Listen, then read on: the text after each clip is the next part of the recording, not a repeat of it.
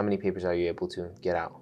I've got 100 publications, and I am publishing a rate of paper a month. A paper a month? Yeah. And it's meta-analysis? Yeah.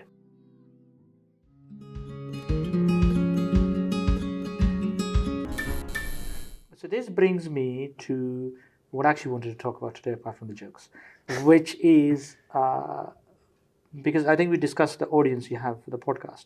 Yeah. So I wanted to talk about something I haven't talked about before, which is organization within research or research teams. Now, the first thing to understand with research is no research can be done in isolation. You can't do research by yourself. There's this idea of this mad scientist or Iron Man, Iron Man going and inventing, his Iron Man suit in the middle of a cave in Afghanistan. Yeah, he's ridiculous, and it does not work because a lot of research is time-consuming and painful, and is boring work and takes time. So you don't want to do that. You don't want to do boring work which takes time. So that's one problem with research. With the research, so there's a lot of data. There's a meta-analysis published showing medical students involved in the research, and it's about 73% overall of medical students are interested in the research, which is quite a large number. And it varies from country to country, much higher in developed countries. And up to 30% of medical students, according to that same meta-analysis, which looked at data from lots of different medical colleges or throughout the world, is up to 30% of medical students are interested in some sort of research career. Which is good. These are quite high percentages. And a lot of people get involved in the research. And the overall publication rate for medical students who get involved in research is about 50%, which is actually not too bad, considering that if you look at the international trials database, only 50% of all trials are published. And up to 28% of papers coming out of academic centers have medical student authors. But I do have an issue with research failure. Nobody likes to fail. Nobody likes to be a failure. But there are huge issues with failing. And the biggest one is opportunity cost. Opportunity cost means, like, for example, when we left Brexit, it's a problem, isn't it? Or the one that got away. Let's say you wanted to marry your perfect mate, She would have made you happy. But you didn't. And you ended up unhappy. Okay. So you didn't end up in the Tom Hanks movie where he meets Meg Ryan, at the end he meets her after 10 years. He ends up marrying somebody else randomly, and he's unhappy. So to failure there's an opportunity cost. There's a cost to failure. Failure is very, very bad. Failure turns off people against research, so you cannot fail. That's when bias comes in. Well, so how do you not fail? So why do projects fail? The first thing is there is a lack of organization. So, for example, I say to John, who's sitting in the chair there, that's imaginary John. John has got glasses and he's got a long beard and he looks a bit like Santa Claus, but just to make so Santa Claus John. Actually, one of our cardiac physiologists, he basically he does look a bit like Santa Claus. And then I think I was once given a message that there's a guy who looks like Santa Claus, and Santa Claus who's asked you to take this balloon pump to another hospital. And to this day, I told my physiology colleague there was actually you in your Santa Claus form, who gave me that message. So anyway, so let's say you've got a guy, So you have to remember that he's coming to you with certain things. He's the self-selection bias. He's interested in the research, He's got motivation. He's here. He made the time to come and see you. So then there are a few other things that are required. One is he needs to give you a time commitment. You need to give him a time commitment. So that means that you cannot take on a person as a supervisor when you are not able to give them time. This is where a lot of projects fail. The supervisor is not created time. You cannot supervise an unlimited number of projects. You should only be able to supervise, let's say, 10 or 12 maximum projects. And for each of those projects, you need to create time. So you need to say to that person, how much time can you give me? So let's say he gives you 30 hours or 40 hours. And you have to remember that there is also time that you're not talking about 30, 40 hours over 2 years. You're talking about 30, 40 hours in 2 months. 6 weeks to 2 months. So a good research project with a medical student should be short. Otherwise, you should pay them. Yeah, I like that. Yeah. you should pay them. Otherwise, you're not going to be able to maintain their loyalty. He's going to go and have exams, other things. Yeah, so it's not going to work unless you have that thing. So using the Santa Claus analogy again, Christmas is coming. We need to prepare all the presents, the elves. Everybody needs to work together. Yeah. Yeah. So, because all these children will be crying otherwise after Christmas. I personally think Santa Claus, I tell my children Santa Claus is a burglar. And if he comes through the chimney, I'm going to beat the crap out of him. He can't go through people's houses without permission. So anyway, Yeah. I feel there are 4 things that you need to do to get a research project off with your main person. First of all, you need to have one main person. That's absolutely critical. I did a lot of research which wasn't as successful as I thought. I went read a lot of management books and thought about it for a long time. And so I've come up with this technique, which is that first of all, when you start working with this person, you need to know a lot about them. Can they give you a time commitment? Are they intelligent enough? Or do they have all the abilities? Do you know this person? You need to know about this person. What is going on in their life?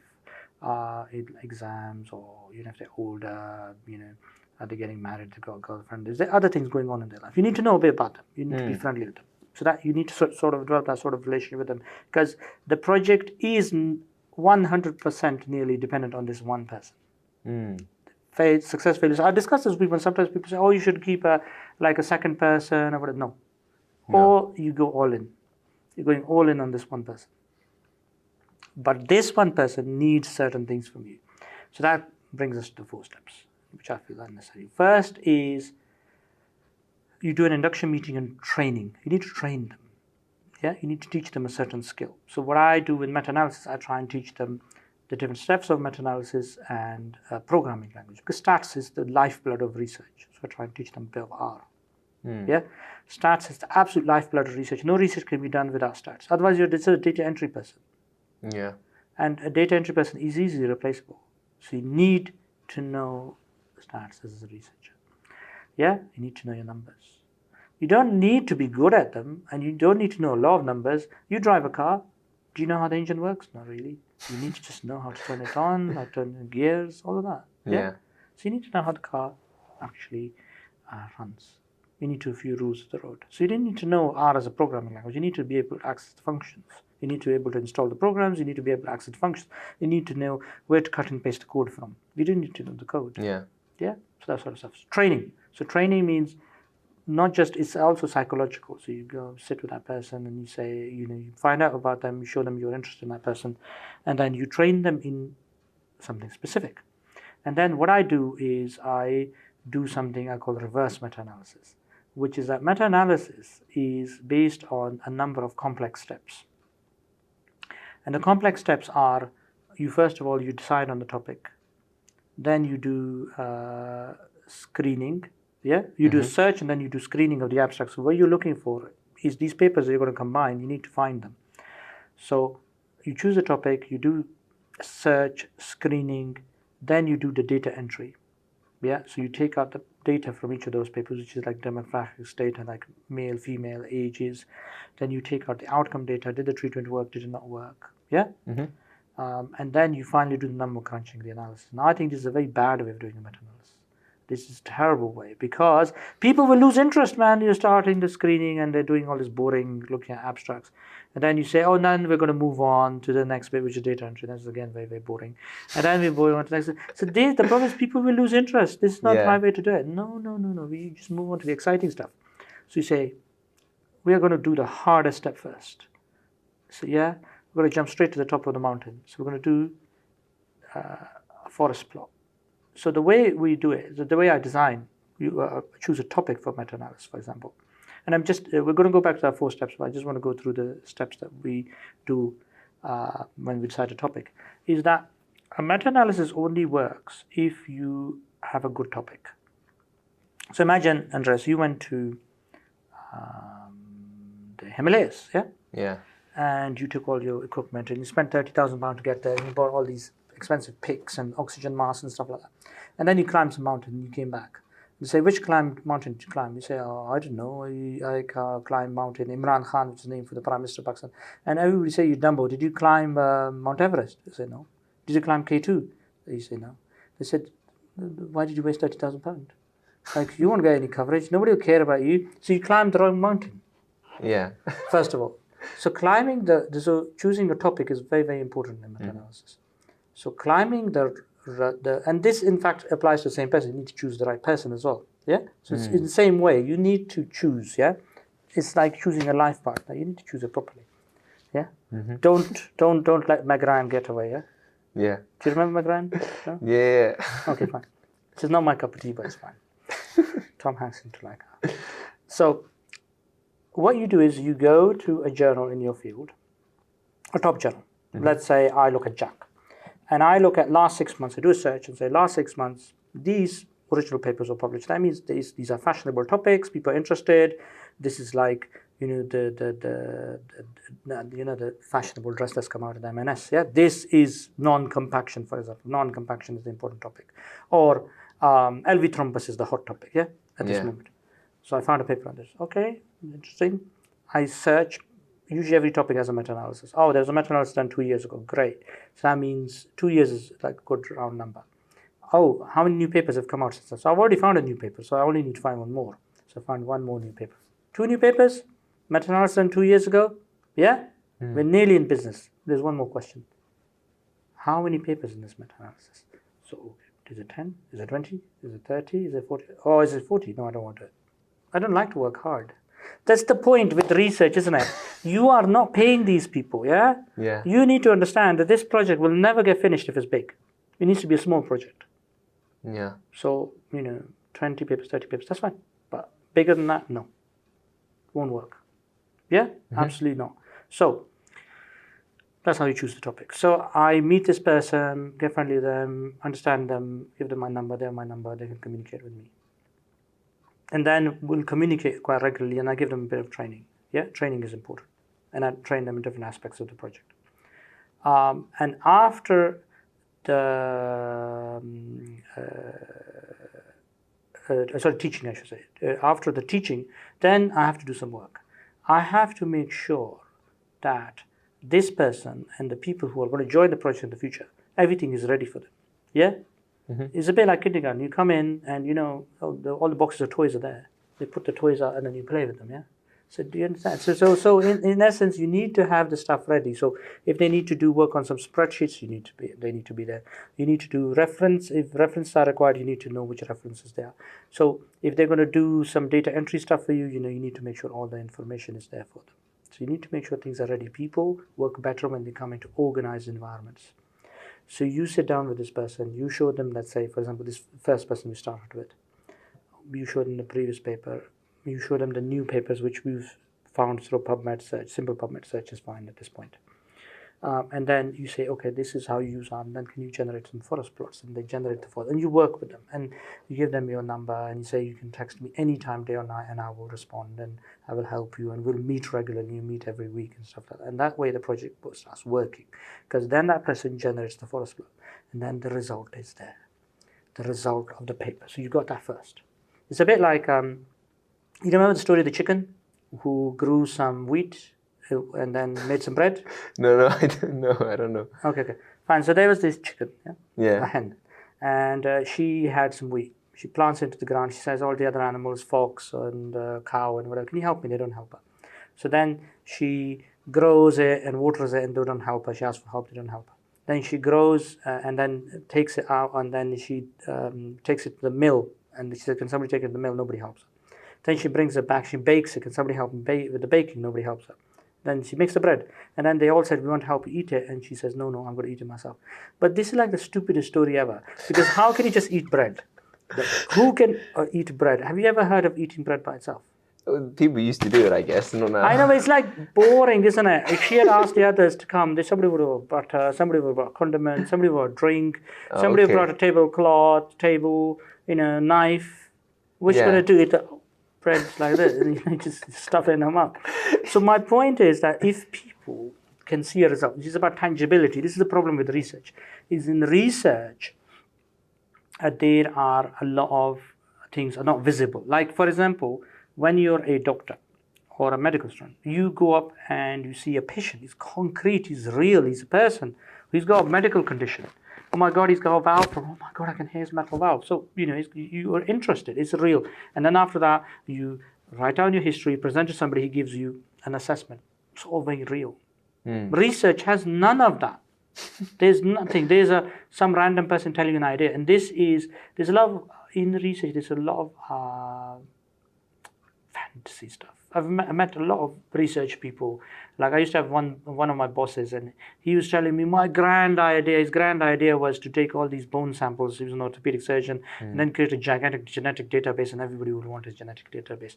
We all knew it was complete fantasy. It was like a ridiculously stupid idea, because it just wouldn't work in the way he was trying to describe it, and where was it the funds, where would he store it, and all of that. Yeah. So he was just a pie in the guy, man. He got to professorship in the end, yeah. But the problem is that this sort of pie in the sky stuff is very common in research, and you need to avoid that. You need to make it lay on much more solid foundation, so that you work with that person, so you've taught them. You made sure the stuff is there for that person to use. So you help them install R or whatever, and you give them all the information and stuff. You make sure all the tools are there. You can't ask a workman to come into your house and fix your tap, and then he doesn't have the tools.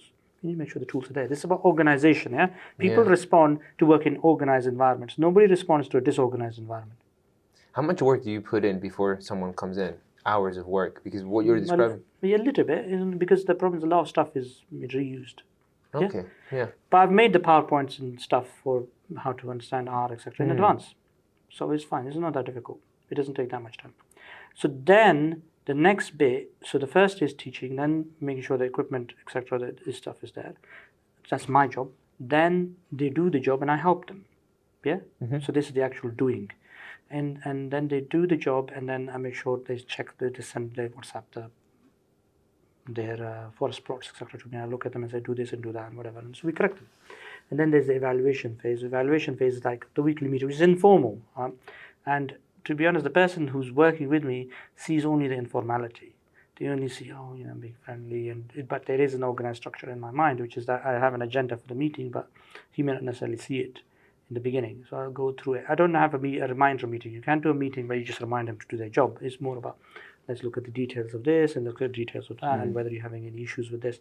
And then that reminder meeting works really well. Usually I try to have it as a physical meeting. If not, then a Zoom meeting. And that works really well. And we discuss things and we joke around. And, do you have any interviews, or do you have this and stuff? You keep it light. Yeah? Never tell people off. Yeah? Never tell people off. Never do this. They're working for you for free. Of course. So obviously, why would you want to do that? How would you tell them that they're not doing something correct? Well, there's only 3 outcomes, isn't there? It's when in the evaluation phase, there are only 3 possible outcomes. One is they've lost their way, which is you have to tell them how to do it. The second is that they're successful, which is most of the time, and they've done, and you say, yes, you've done this successfully. The third is that the project has failed and you need to terminate it. There are only 3 outcomes. You have to decide between the 3. So that's the evaluation phase. You should do the evaluation weekly. Weekly evaluation. Okay. So that's the first. Then what you do is the forest plot is now generated.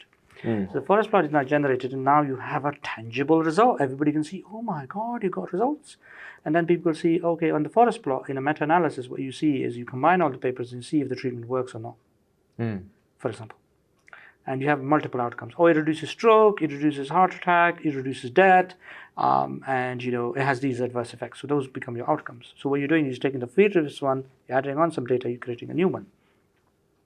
And then everybody can see it, and then they're like, oh my God, we want to work with you. So then you start bringing other people into the project. But the steps still apply. Training, making sure the equipment is there, and then a little bit of supervision during the phase, and then evaluation. Yeah, so all of those projects.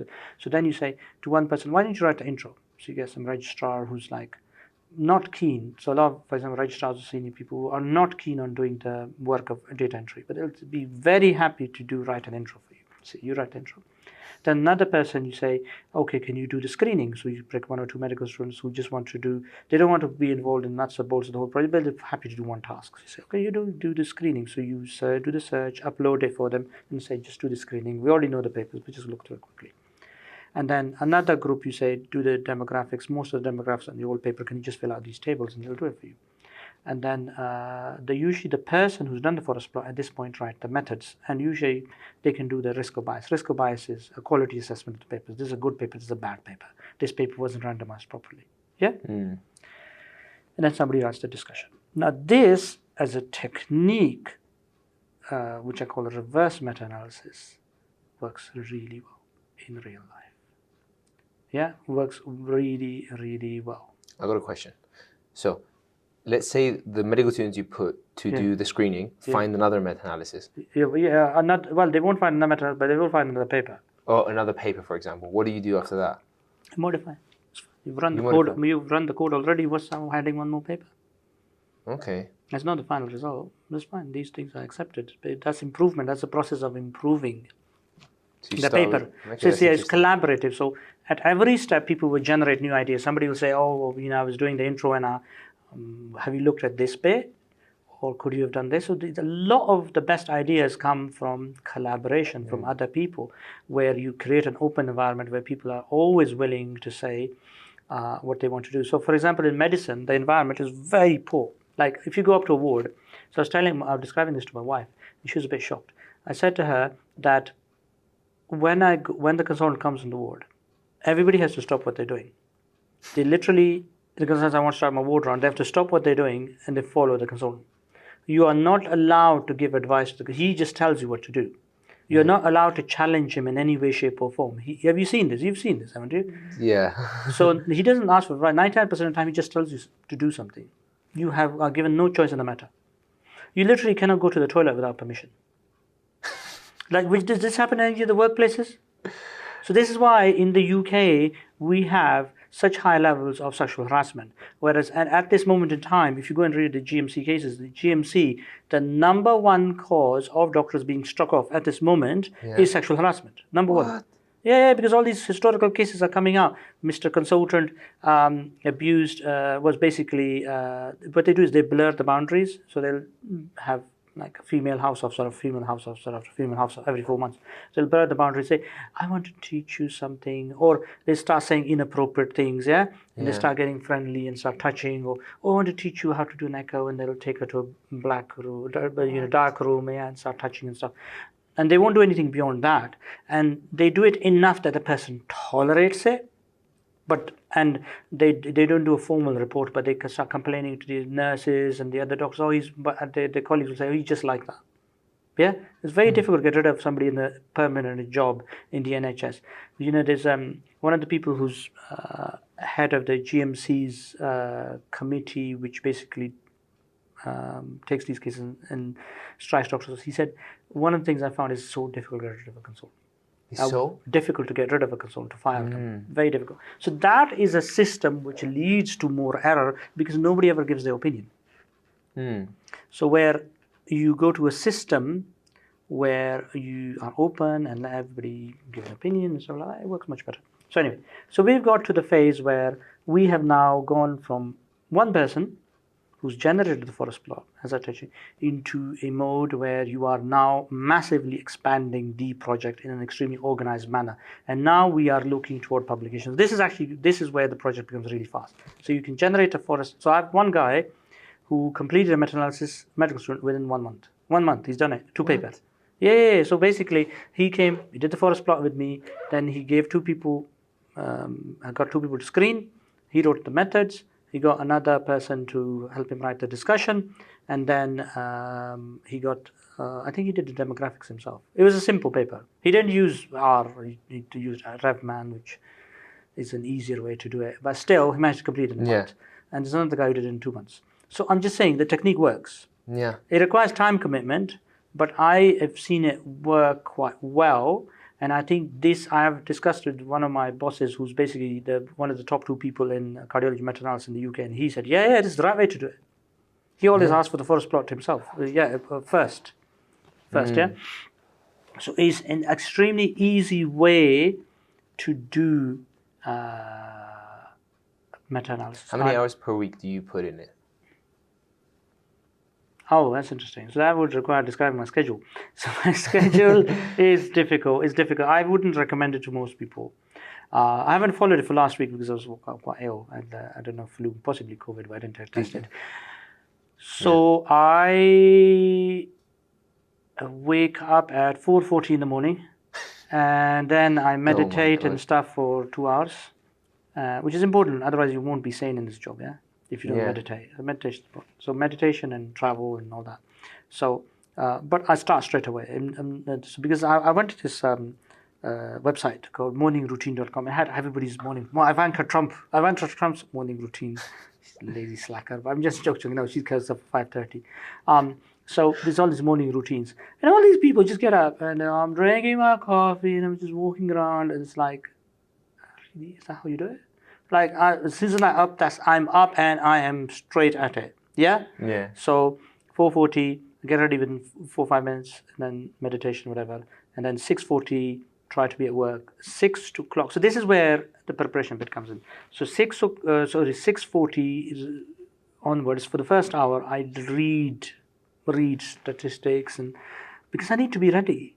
So Wayne Gretzky is a famous hockey player, and he was that.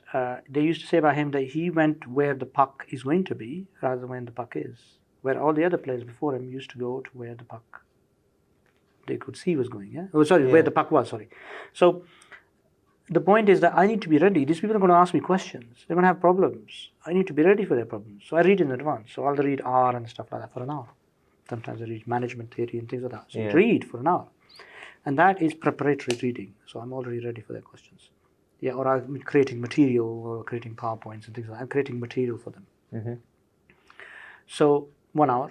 And then 40 minutes, I will take one of the projects and I'll do some work on it, actual work. So I'll sit down and I'll edit, or I'll do stuff for one of the projects that I'm doing. So I actually do work on it without being asked. It's not like being given a task. I'll just sit down and do stuff on it, and I'll send it to the guy. I said, I've done some work on this project, and this bit needs to be this way, this bit. The thing is that if you don't do that, this is why I allow the project to die, because he thinks, I'm doing all the work, you're not doing anything. So you need to do something. So I'll sit down in 40 minutes, one of the projects, I'll do some work. And then I give another 20 minutes to emailing, texting people throughout the day. And a lot of time meetings. So I'll do meetings in the middle of clinic. I'm always late in every single clinic. I'm running an hour behind or 2 hours because all these people are coming to meet me during clinic. But my patients never complain, so it's all right. I know how to calm them down. I asked my juniors, what do I do? She said, you ask them so many random questions when they come in, they forget to complain. They've been waiting 1.5 hours. So there's a way around it. So my patients never complain, which is very interesting. Even though if my colleagues did that to a patient for 1.5 hours, their patient, you tear their head off. But for me, it's no problem, because it's fine. I'm used to it. So they never complain. So I have these research meetings, and all of these are in person. Person comes and we discuss a topic. And what I do, and it's very important, is that I don't finish the research meeting until we have discussed every single thing they want to discuss. And we look through everything in great detail. So I don't just like, oh, you've done well. No. Show me everything. We'll go through everything. Because he needs to see that I'm interested, and he needs to get advice from me, and I need to understand what he's doing. So it takes about 2 hours a day in total. Excluding the weekend? It's a bit complicated. Weekend, I do some other stuff. I do some like charity stuff, and I have some other interests. I'm interested in learning Arabic as a language and stuff like that. So I spend some time doing that. But it's a similar schedule, but it's just different topics. And by doing this, how many papers are you able to get out? I've got 100 publications, and I am publishing a rate of paper a month. A paper a month? Yeah. And it's usually meta-analysis? Yeah. So I had a Cochrane review, March. I had a rheumatic heart disease paper in EHA Open in February. And I had January, I had a meta-analysis in JACC imaging. What? How's your mental health? I meditate. Yeah, it's great. Yeah, no, I don't think most people would want my life. Yeah, I would agree with that, because it's quite intense, but it's fine. I have a very heavy clinical burden, so I wouldn't recommend it for everybody. But because it's very hard to do research and clinical stuff together. But it's fine, and you have to be very careful in time management. All my time is managed in the sense that, I spend time with my family. For example, at the moment I'm on call. You haven't realized, long as you're on call, I've got on-call bleep. You have to make sure that you give time to your family. So I do that in the sense that I don't think working all the time is actually that helpful for most people. So I will say twice a week I'm going to stay late. So I'm on call as well at the same time. And then the other days I will go home, try and go home on some semblance of time. Yeah. So where I worked out is it's best to start early. So I start early, but obviously still some days I have to stay late because of a lot of clinical burden. But on the weekends I don't do any work. I don't do any work at home. So I keep this work. I think this is the problem with COVID. COVID has erased the work-home barrier, which is very dangerous. When people feel like they can message you and send you emails 24 hours a day, that's so dangerous. For a lot of my patients, their mental health is being destroyed. So you have to keep that separation. You have to have interests outside of work as well, because it's not all about work. Because if you're the sort of person who's thinking, well, work is going to give me happiness, then what if you get a GMC case? There are 10 doctors a year nearly.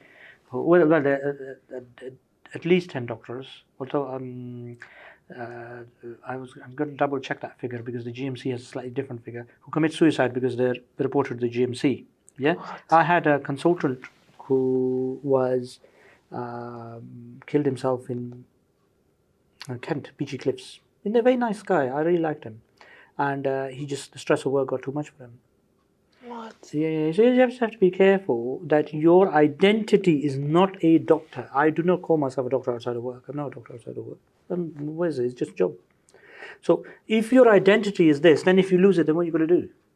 So these people, when they lose their medical, it's common. It's not uncommon. A lot of people can have problems. Some people have problems with medical issues, substance abuse. Some people have nasty divorces, other problems, and they just burn out. But if being a doctor is your entire identity, then you've got nothing left. You need to have another identity. You need to be different from that. You need to be, I'm not just Dr. Andreas or whatever. Dr. Andreas is a medical student at the moment, but future doctor. But if you're that, then you are going to run in trouble at some point in your life. Yeah. So you need to have. So I meditate and I exercise, which I run to the station. Nice. But that's pretty much it. No, I do a little exercise on the weekend. And you spend time with your family. But at home, I'm very, very careful that I fully concentrate on my family the entire time I'm home. Do you switch off your phone? No, I have my phone, but I try not to do any work stuff. To be honest, but then I have a slightly isolated life. I don't really have friends. All my free time is spent with my family, so they get a lot of attention from me. Yeah. And on the weekends as well.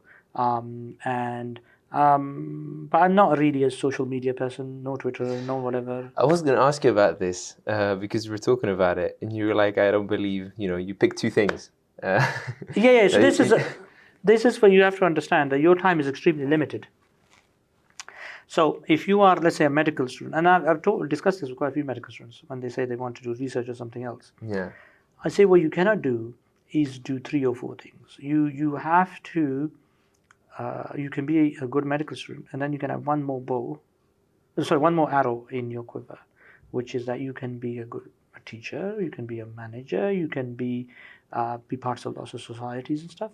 But what you cannot do is you cannot do research and do that. So if you're going to do research properly, you're going to have to not be involved in lots of societies. You can't be involved in social media, which is a huge time waste for the most part, because it's a gainless activity. 99% of the time, what are you gaining from social media?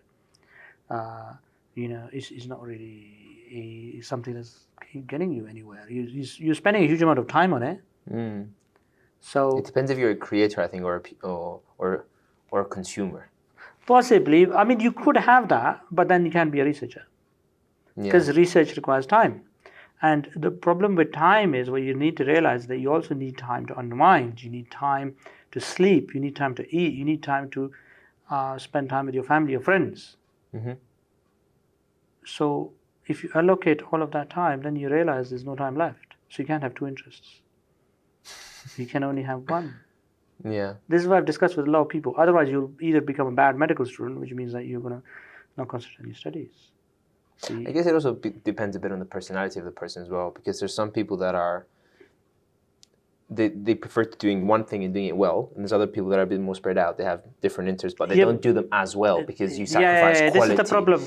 Quality issue. Yeah, because you're doing one thing a lot, and then the other thing you're not going to be. No matter how much you tell yourself, you're not going to be able to do as well. So, for example, I'm mainly a clinician, so my research quality is not high. I know that. So the quality of the papers I put out is not nowhere close to that who does it full time. Yeah, of Somebody's course. doing it full time. His papers are, Lancet and NEJM, for example. And I'm somehow sneaking my paper into a bigger journal, but obviously it doesn't deserve to be there in reality. It's just some random shit. So, I'm sure they're good. Yeah. No, as a clinician, you actually do the clinical side as well. You contribute to the paper. Let's say somebody's done that as a data expert, and then you go in. Oh well, rheumatic heart disease has these manifestations in a real patient. Oh, you said okay. So you do that, but you sell your clinical side. So that's something you have to understand. That's what a lot of people who are involved in research do as clinicians, is that they're selling the clinical side. Yeah, but I think to be a good researcher, you need to be good with stats and data, and that is something that I'm not a good. As I told you, I'm not good at maths. You have to learn. You teach other people, and then they do it. Yeah, because it gets boring. Like once you start getting a large number of papers, what you realize is actually gets boring. So what is an extra paper going to gain me? Nothing. Yeah, it doesn't mean anything anymore. So what you want to do is you want to do something else, and what you want to do is then teaching is interesting. I meet this medical student. He says I want to do research, and I'm like an old bitter fogey, and he's the guy comes, and he's still got some fire in him. He's excited. So I say, okay, let me teach you, and then he does all the steps, and he gets even more excited. Oh my God, I got my forest plot. And then he learns a bit of management. He gives all these people tasks, and then the paper comes together, and then he's like really excited, and then I don't even have to chase anymore. They're like texting me day and night. Oh, I've got this forest plot. I've got this problem. And then we continue communicating, and the paper's coming together, and there's more and more and more. And then he gets the whole paper together, and then I say, okay, it's time to submit. And then he submits, and we're done. But and then obviously through that process, you taught them something. That's the key aspect. You taught them something. So I'm trying to do it on a larger scale now. So I'm doing a lot of talks on how to do a meta-analysis. I've just done one for the National Medical Student Research Association. And there were 100 people there, and I told them about this reverse meta-analysis. So there were a few other things I wanted to tell you about the process. So one of them is that they need to, with that person, the relationship needs to be 100% direct, in the sense that that person knows that you're the main point of contact for everything. Yeah, it's a bit like a marriage, because they need to come to you with all their queries, problems, and if you have a problem, you always go to them. You don't go to other people. You go always through that. That person is a single point of contact for the entire project.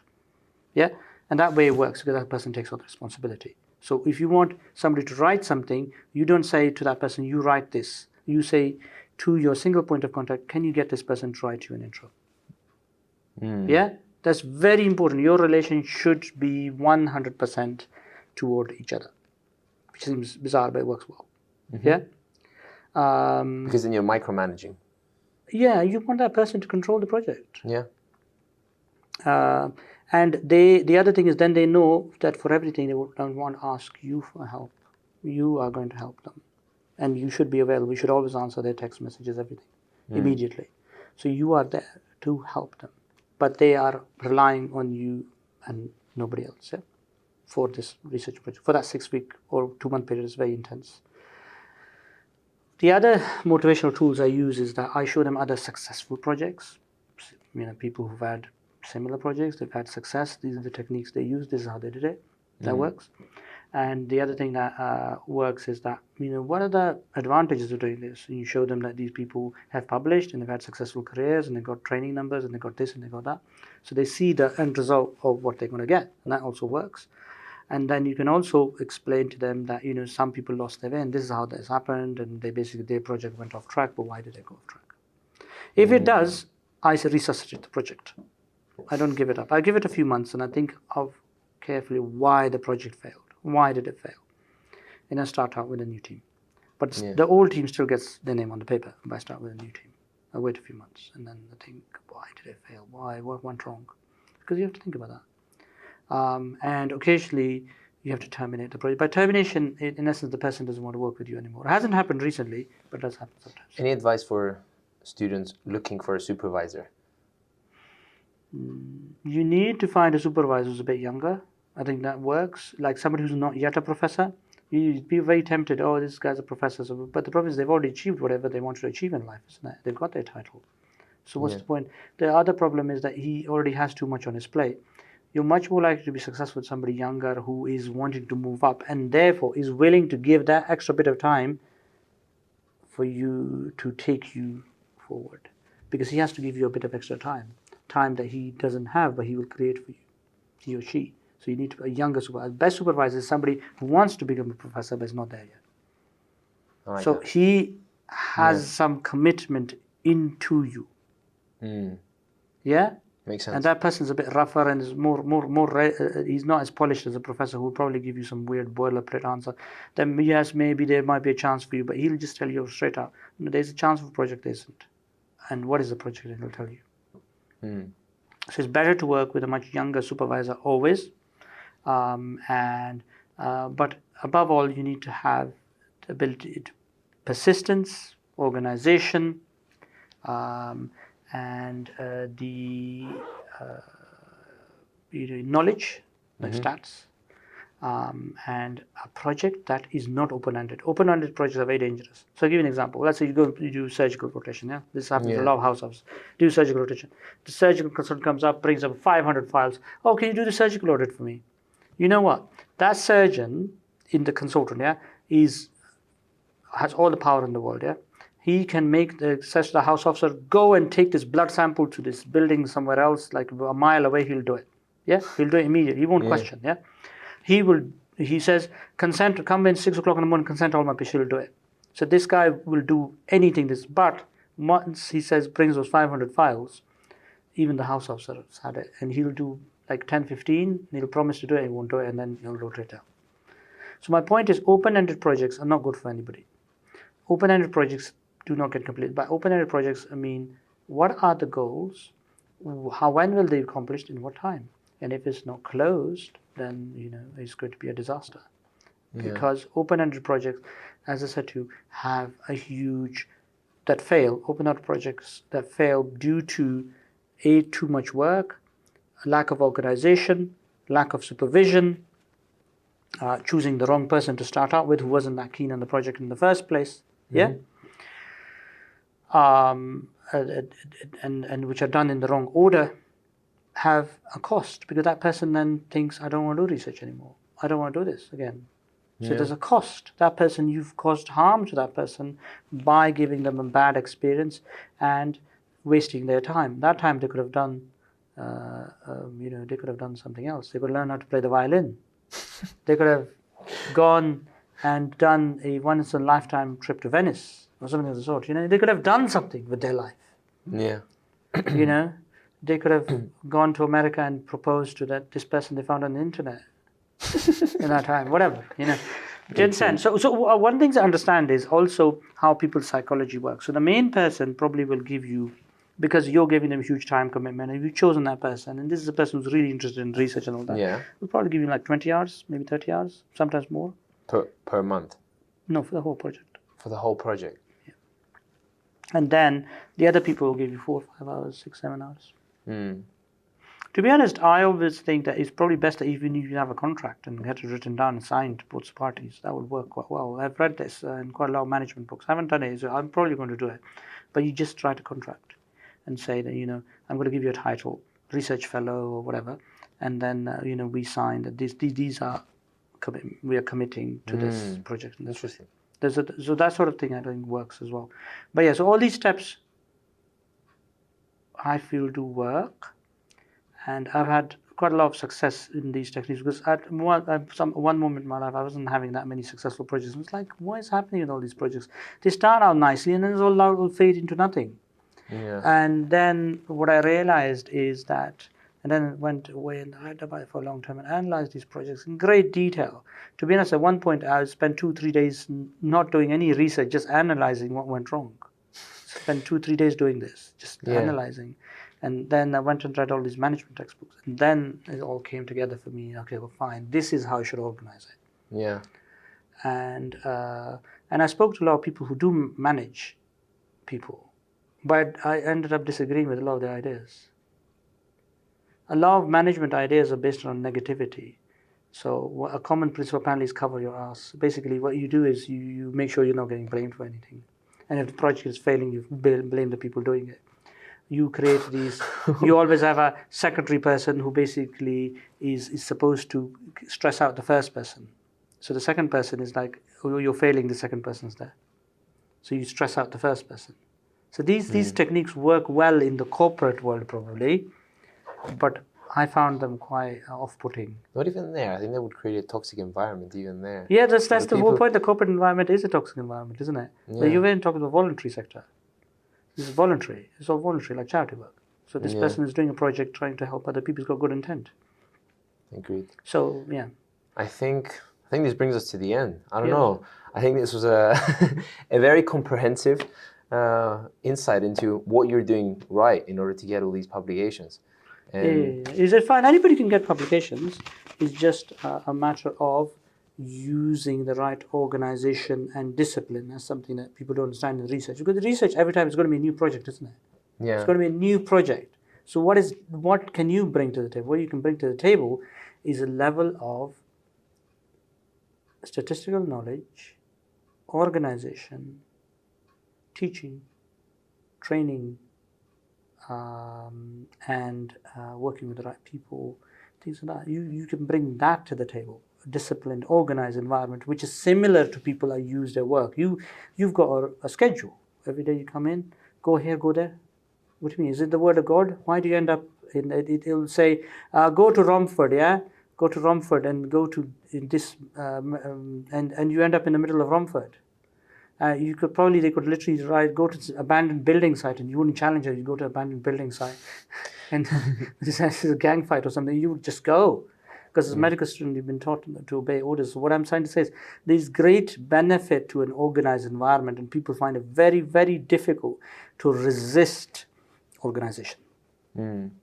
So if you provide that within research, which is 90% of the time, is a disorganized environment with no concrete, but a fantasy world with fantasy characters, like almost like Snow White and the Big Bad Wolf and stuff like that, in the sense that it is this fantasy of a paper that's going to get published. Yeah. But how did how did Snow White end up going into coma from a poisoned apple? That doesn't make sense. Like, didn't she get bed sores? Yeah, so my point is that a lot of, how was she fed? Did she not die from not being fed? So my understanding of research is that you need to move away from the fantasy and create a real concrete way to do it in the same way as you do in your normal work. And that requires a level of what I call informal organization, that the other person thinks you're informal, and I can say whatever I want and stuff like that. But there is an organization which is quite extreme in many ways, but is almost invisible to the person in front of you. Yeah, and that works. So that person thinks, I can say anything I like, but there's all this organization that's been thought through in advance, and that works. And that way, these projects move really quickly. People get encouraged. Success breeds success. So he says, oh my God, I got my forest plot. Oh my God, I got my introduction. I got my this, I got my that. And then, my God, the whole project's like over in a matter of days, and it's done. And then you move on. And they want more. Well, I usually give them a break. And then I work with somebody else. But in essence, it's fine. You're right. But you don't want to burn out people. Yeah. Success is dangerous. So I don't like people who publish a pile of papers when they're young. That's bad for you. Why is it bad? Well, there's three possibilities. One is that you're lucky, which is bad because you're going to learn bad habits. The second possibility is you're working your arse off, which means that you're insane and you're going to burn out. So that's not good either. But third is there's a small subset of people who can work hard and be successful. But people like Albert Einstein were nasty. Albert Einstein was an absolutely nasty human being. Really? Yeah, I don't know that. he slept with his sister-in-law and stuff like that, and he was horrible to his wife. He was a nasty piece of work. A lot of these great scientists were absolutely nasty. Asimov was fine, but Newton was fine, but he never got married. And Schrodinger, Schrodinger was a pedophile. I'm just saying, the problem is that these people, and this is what you find with higher level scientists and profs, they're not nice people generally. And so I was put off research. When I was younger, I did a lot of research, and then I just got put off and didn't want to do it anymore. Because it's like, what are these horrible people? What are they doing? Why are they doing research? I thought researchers want to help humanity. They full of ego, arrogant, nasty people. Yeah. Research is full of that. Clinicians are nice. Researchers are horrible. Yeah? So this is something, a key aspect to understand. That in research, you generally don't find nice people. They're really horrible. So what it is about balance as well. You need to have balance in your life. If you don't have balance in your life, you become a crazy person, isn't it? You're horrible to everybody around you because you have no balance. You don't know how much time to give to your work, how much time to give to your family, how much time to give to other things. You need to do some stuff which is outside of work, whether it's at least half an hour to an hour a day, reading or watching TV or whatever it is. You need to do something outside of work. Otherwise, you're going to go crazy. Like, look at Boris Johnson, he's crazy. Like, if you see him, like, he's bonkers. These people are not normal. And they're not normal because they're extreme. You're much more likely to be happier if you live a moderate life, which means you do things within limits. And this comes back to the original thing and that's why I said you can only have one extra quiver, because why are you doing that? Why are you doing that to yourself? Why are you doing 10 things? You need to do your main job, and then you can do one other thing, and the rest of your time should be devoted to your family and to yourself. Yeah. What's wrong with that? Make sure you get enough sleep, you exercise, spend time with your family, friends, whatever. Do all of the other things. They keep your mental health going. The reason these people become suicidal or burn out is because they're not doing the other things that you need to keep yourself sane. So there has to be limits to the amount of work you do in a day. I would say take care of yourself first. Yeah, but within limits. There shouldn't be an excuse for laziness. Like of course. Like some people I know. It's like, my God, they made me do some night shifts. That's like whatever. Like, who's going to take care of these sick patients if you don't do the night shift? You have to be realistic, isn't it? You have to take care of other human beings as well. So the mental health is fine, but there's a limit to where you have responsibility, and these people suffer more than you. Like some of my patients, they really suffer. And I had a dentist who came to see me, and he said some of my patients are moaning at me, and I'm thinking, oh, look, I've got atrial fibrillation. I said, well, I can't say that to my patients. My job is like, I'm climbing a mountain, and I'm the person who has to nail the nail into the mountain. If I don't do that, all the 9 people below me will fall and die. So my patients suffer endlessly, and I can never tell them that I suffer more than them because their suffering is beyond belief. So, which is why I hate the doctor strike, and I oppose all of these strikes, because our responsibility is to our patients.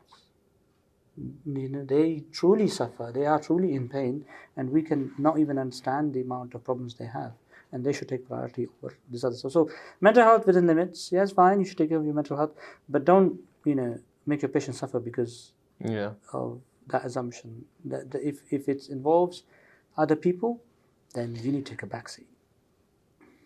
As much as I think there comes a point where if you're not well yourself, though, then that final nail, you won't even be able to put it if you're overworking yourself and you're burning out. So there comes a point where that kind of takes precedence over.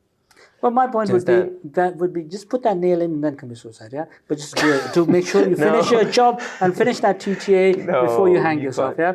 Just make sure your job is completely... I'm all about responsibility, yeah? Yeah. I'm all about responsibility, yeah? So, make sure you finish your job. No, this is critical. There are other human beings. Others first, yourself last. This is what I tell my junior doctors. They don't like this concept. Everybody else first, you should be last. Yeah. I get that, but I don't know. I just feel like there's some certain points where, you know, if you commit suicide and then you're gone, then that's one less doctor, so that's worse on the other people.